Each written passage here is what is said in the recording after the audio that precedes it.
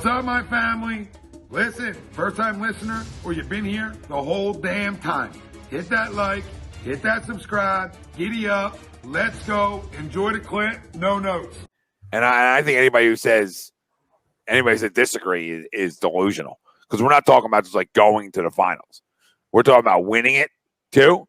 I mean, he absolutely has to step up. That's an easy agree. And it's not Ben Simmons slander. That's not hatred of Ben Simmons. That's just telling you how it is. I mean, you can tell me what you consider step up. I mean, to me, it's like, dude, you got to give me 15 a night. Got to give me 10 and 10. I mean, you almost got to be a walking triple-double in terms of that and play great defense. Right? You got to be right around them numbers in the postseason. Right? We saw a Miami Heat team last night. Now, granted, we didn't get it done on the defense end. We were sloppy. There was more issues than just offensively. But they doubled Joel. They wanted the ball out of Joel Embiid's hands, right? And I'm not saying everybody's going to do that, but that's just one example of a team that did. Well, that's where I need, again, the feel the room stuff that we've talked about a million times, guys. Feel the room and know, hey, this is the night that I might need to go off for 30. I need to have myself a 25 piece. They're the nights you got to do it. And again, I think he had, 6 attempts? Something like that, yeah. 25 minutes? And Joel had 9 attempts? So it's not like Joel clogged up the attempts. So there are the times I would like to see you.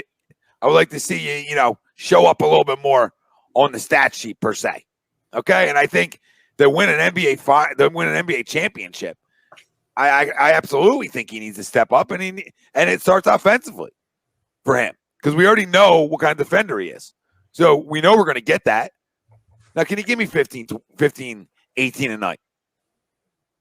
When people try to get the ball out of Joel Embiid's hands and make somebody else beat you, you have to give me 18 a night in the postseason. I would think that's an easy, common sense scenario, unless, Steph Curry's going off for 30, right? Or, Tobias is going off. I mean, you don't have a million options here. He's a max player.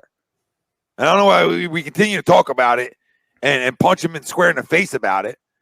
And I pray to God, and maybe we have a prayer service before the start of the playoffs. I just pray to God that this guy figures it out and can not develop, but just let it air out. Air it out. Let your hair down when the postseason gets here. Right? Do your makeup. Let your hair down. Enjoy yourself a little bit. Enjoy yourself a tiny bit. That would be glorious. Can we still win it without that? Maybe. I mean, that would take an unbelievable effort from Joel Embiid and the rest of his team. But I mean, anything's possible with one of the MVPs of the league on your team. But this guy's got to step up. I don't think there's any ifs, ands, or buts about it. So I think for me, it's an easy agree. Same thing with what you said, Tom. We know how good Ben is on the defensive side of the basketball, but it's just give me 10 or 12 even. 15, okay, I'll be jumping for joy if we get 15 out of them, but at least show me some kind of pulse on offense. Fine distributing and whatever. You're the highest, assist in 3-point assist made or something like that in the league. Yeah, I think it's that created for him. But yeah. I've never heard of it till this year, but they're like, oh, Ben's has the highest. I've never heard anyone give another player credit for someone else making a shot before Ben Simmons. Right. You gotta start reaching for numbers. Add 3 points onto his total every time he passes to a 3-pointer. Just making sure. Yeah, just add that 1 point to his stat sheet. But no, honestly, just give me 10, 12 a night even. Maybe a jump shot here or there. But for Ben, I feel like that's even asking too much. Mm-hmm. And we know his history as far as the playoffs go. He's okay in the regular season, but then come the postseason, he just kind of disappears. You don't see him as aggressive. Now, again, he's stepped up a little bit as far as aggression. We've seen more of the aggression this year. Now, hopefully that means we see it in the playoffs more. But as far as winning a championship goes, we need Ben to step up, absolutely. Otherwise, I think we will just get to the Eastern Conference or the finals and then just come up short, which I don't think any of us want. It has to be agreed to the poll. Otherwise, you're clueless. Honestly, I mean, Ben Simmons needs to step up for the Sixers. And I know Tom said if we want to make the finals, I mean,